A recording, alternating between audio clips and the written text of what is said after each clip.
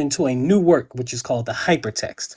So, and then in ancient times, mimesis or imitatio referred to reshaping an earlier text into a new composition.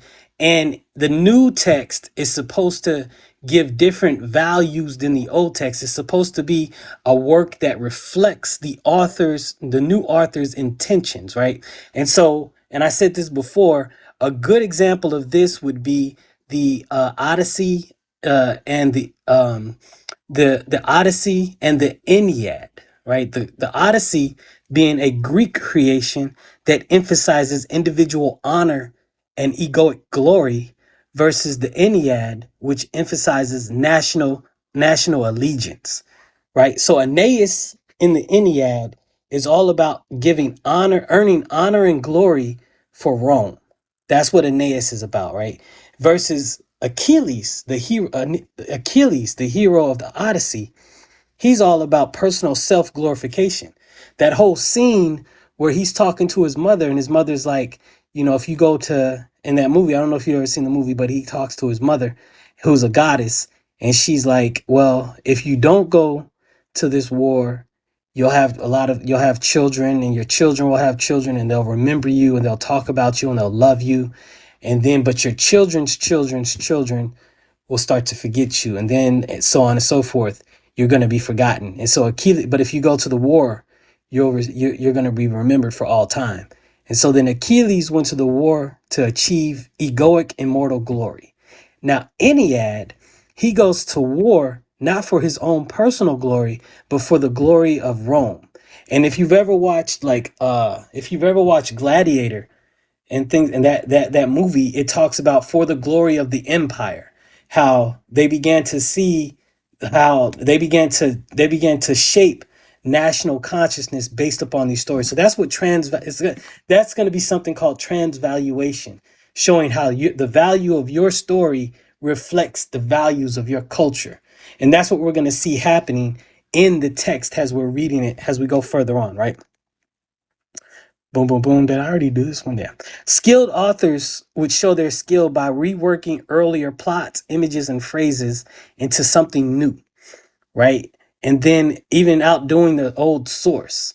And that was cultural capital. It wasn't theft, right? And this process was called imitatio, right? So I get this information from Imitating Authors, Plato to Futurity by Colin Burrell, right? So in the early days, when it comes from Plato, right? And Plato said it has its theatrical roots, right? And I really want to say,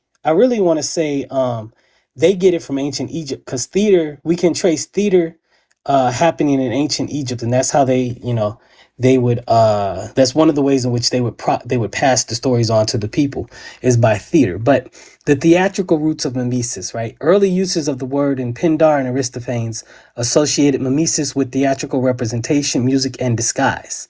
And Aristophanes thesmophoreisue, I was doing so good. Thesmophoreisue, mimesis is depicted as the physical and psychological transformation. So to write about women, we talk about that today, but to write about women, the poet has to dress and act like one, right? So we call that method acting today, right? And then habituation. In the Republic, Plato argued that what one imitates, one becomes. So this is talking about programmed conditioned behaviors as well, right? Plato's talking about how you can program and condition yourself by acting like the thing that you want to be. Now, if anybody familiar with meditation techniques, meditation and visualization techniques will understand. Well, anyway, I don't want to go into that. But the more you act and behave like a thing, the more you become that thing, right? And that's what Plato was talking about. So in Egypt, and I wanted to put this slide in there because I wanted to remind myself, right? In Egypt, you would have theatrical representation of the stories of the gods, right? And that would put everybody into a trance-like state. Now, when you get into trance, you identify with the character in the story, right? That's when you're sitting in the movie theater and you think it's you getting attacked because you have that fear that the character is experiencing. You have the excitement that the character is having the excitement as. You have now transferred your emotional state on your are they are the actor in the movie has transferred its emotional state onto you. So you are now linked in or locked in with the movie. Their emotions are your emotions. You're experiencing tense sensation like they're experiencing tense sensation. They have transferred their experiences onto you. Now, the ancients would know this, and then they would practice this, and it became the theatrical arts, right? So this is in Egypt.